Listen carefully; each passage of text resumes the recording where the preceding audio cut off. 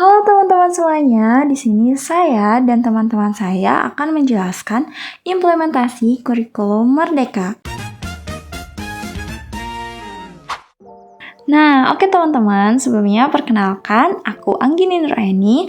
Di sini aku akan menjelaskan dampak positif dan juga dampak negatif dari implementasi kurikulum serta hambatan dan juga solusi dari implementasi kurikulum Merdeka. Di sini saya ditemani oleh dua teman saya, yaitu Betari Indira Maharani dan Tresa Maulana Prahamsyah. Nah, Betari akan menjelaskan pengertian dan juga prinsip dari kurikulum Merdeka. Nah, untuk Tresa akan menjelaskan ciri-ciri, implementasi, dan strategi implementasi kurikulum Merdeka. Pengertian kurikulum Merdeka. Menurut Undang-Undang Nomor 20 Tahun 2003 tentang Sistem Pendidikan Nasional, kurikulum Merdeka adalah kerangka dasar dan struktur kurikulum yang memberikan keleluasaan kepada satuan pendidikan untuk mengembangkan kurikulum operasional yang sesuai dengan kebutuhan dan karakteristik peserta didik. Selanjutnya ada prinsip kurikulum Merdeka. Yang pertama, kemandirian. Sekolah bebas mengatur kurikulum sesuai kebutuhan lokal dan meningkatkan kemampuan peserta didik untuk belajar mandiri dan mengembangkan potensi diri. Yang kedua, fleksibilitas. Fleksibilitas memberikan keleluasaan satuan pendidikan untuk menyambungkan kurikulum operasional yang sesuai dengan kurikulum kebutuhan dan karakteristik peserta didik. Dan yang ketiga, berbasis proyek. Pembelajaran melalui pengalaman nyata. Dan yang keempat, inklusif. Menjamin akses dan kesempatan yang sama bagi semua peserta didik. Dan yang kelima, relevansi, yaitu menghubungkan kurikulum dengan kebutuhan dan tuntunan zaman. Ciri-ciri kurikulum Merdeka. Di sini ada 5 ciri-ciri kurikulum Merdeka, yaitu yang pertama, fokus pada materi esensial, yaitu materi pembelajaran yang paling penting dan relevan bagi peserta didik, mencakup konsep dasar, keterampilan, dan pengetahuan. Yang kedua, yaitu pembelajaran menyenangkan dan interaktif. Ketiga, penilaian holistik, yaitu menilai kemampuan peserta didik secara menyeluruh, mencakup penilaian afektif, sikap dan nilai, dan psikomotorik keterampilan. Keempat, pemanfaatan teknologi. Dan yang kelima, konteks lokal dan relevan. Selanjutnya ada implementasi dan strategi kurikulum Merdeka. Implementasi kurikulum Merdeka adalah proses penerapan kurikulum melalui pengalaman belajar yang berpusat pada siswa dengan melibatkan seluruh pihak, sekolah, dan masyarakat. Tujuannya adalah menciptakan pembelajaran yang fleksibel, kontekstual, dan sesuai kebutuhan zaman. Pelaksanaan implementasi kurikulum ini meliputi beberapa tahap, yaitu perencanaan, pelaksanaan, dan evaluasi secara berkala. Ada juga langkah strategis implementasi. Di sini ada 5. Yang pertama, pelatihan guru. Kedua, pengembangan kurikulum sekolah. Ketiga, pembelajaran berbasis proyek atau bisa disebut P5. Keempat, keterlibatan orang tua. Dan yang terakhir, yang kelima, evaluasi berkala dan umpan balik. Baik, untuk materi selanjutnya yaitu dampak, hambatan, serta solusi dari implementasi kurikulum Merdeka. Untuk dampaknya sendiri terdapat dampak positif dan juga dampak negatif. Yang pertama yaitu dampak positif implementasi kurikulum Merdeka bagi siswa. Ya, ada 3 dampak positif. Yang pertama yaitu peningkatan motivasi belajar. Kurikulum Merdeka memungkinkan siswa untuk tumbuh dengan baik. Dengan memberi kebebasan dalam menentukan cara belajar, siswa merasa lebih termotivasi dan terlibat dalam pembelajaran. Yang kedua, pengembangan kompetensi. Siswa dapat menyesuaikan pembelajaran dengan minat dan bakat pribadi. Ini membantu mereka meraih potensi yang optimal dan memperoleh keterampilan yang diperlukan. Dan yang ketiga, peningkatan karakter kurikulum Merdeka tidak hanya menekankan pada pengetahuan saja, tetapi juga menekankan pentingnya pengembangan sikap dan nilai-nilai yang dibutuhkan untuk keberhasilan dalam kehidupan pribadi maupun profesional.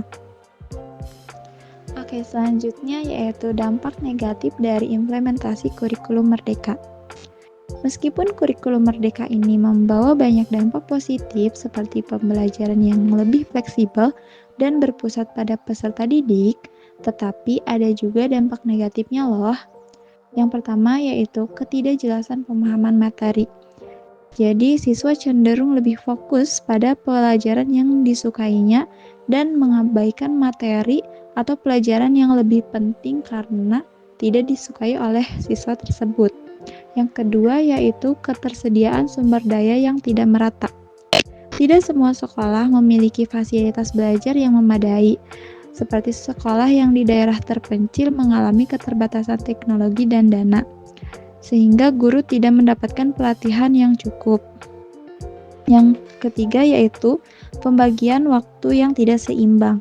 Siswa memberi waktu lebih pada mata pelajaran yang mereka sukai dan kerap mengabaikan mata pelajaran yang memang tidak disukai olehnya. Yang selanjutnya yaitu hambatan dari implementasi kurikulum merdeka. Yang pertama, ada dari fasilitas atau sarana prasarana. Masih banyak sekolah yang memiliki ruang yang terbatas. Selain keterbatasan ruang, terdapat juga keterbatasan perangkat laptop, gadget, dan koneksi internet. Yang kedua yaitu dari tenaga pendidik atau guru. Guru memiliki minat yang kurang dan pemahaman yang minim mengenai konteks kurikulum merdeka. Pengetahuan dan pengalaman guru tidak memadai karena waktu pelatihan yang terbatas dan kurangnya informasi mengenai kurikulum merdeka. Yang ketiga, dari siswa, lingkungan, dan juga keluarga. Pemikiran seluruh anggota sekolah belum terbiasa dengan pembelajaran yang berfokus pada siswa, sehingga kebanyakan siswa kurang solid dalam kelompok proyek. Juga dukungan dari lingkungan dan juga keluarga masih tergolong kurang untuk mendukung dalam proses pembelajaran di kurikulum merdeka ini. Dan yang terakhir, hambatan terakhir yaitu dari pemerintah sendiri. Ketidaksesuaian pola pikir antara pemerintah daerah dan pemerintah pusat mengenai kebijakan kurikulum merdeka. Nah, untuk selanjutnya, terdapat solusi terhadap hambatan implementasi kurikulum merdeka. Dari fasilitas atau sarana prasarana, yaitu dapat menggunakan bantuan dana BOS atau BOSDA dengan sangat maksimal, meningkatkan dana untuk kebutuhan registrasi di sekolah swasta, juga berkolaborasi dengan orang tua dan dinas pendidikan setempat untuk mendukung pelaksanaan proyek dan semua pembelajaran berbasis kurikulum merdeka. Terus yang kedua, dari guru dan tenaga pendidik. Guru dianjurkan untuk mengikuti workshop dan pelatihan yang diselenggarakan oleh lembaga pendidikan ataupun swasta, membentuk komite pelajar, dan mengikuti workshop serta mengadaptasi modul ajar dari platform Merdeka Mengajar agar sesuai dengan kondisi sekolah. Selanjutnya yaitu dari siswa, keluarga, dan juga lingkungan. Dapat melakukan sosialisasi kepada staf pendidikan dan orang tua dari kelas 1 hingga kelas 6 sekolah dasar, atau juga bisa mengadakan pertemuan antara siswa, wali kelas, dan guru bimbingan konseling untuk membicarakan dan untuk bisa mendukung siswa atau anaknya dalam proses pembelajaran Merdeka Belajar ini. Dan yang terakhir dari pemerintah yaitu memberikan durasi pelatihan yang lebih panjang dan interaktif, tidak hanya guru, perwakilan maupun salah satunya, tetapi kepada semua guru. Oke teman-teman, dapat kita simpulkan bahwa kurikulum merdeka adalah kerangka dasar dan struktur kurikulum yang memberikan keleluasaan kepada satuan pendidikan untuk mengembangkan kurikulum operasional yang sesuai dengan kebutuhan dan karakteristik peserta didik. Dengan demikian, kurikulum merdeka diharapkan dapat meningkatkan kualitas pendidikan dan meningkatkan kemampuan peserta didik untuk bersaing di era global. Nah, itu dia teman-teman implementasi dari kurikulum merdeka. Terima kasih kepada teman-teman semuanya yang telah menyimak sampai akhir. Sampai bertemu di penjelasan berikutnya.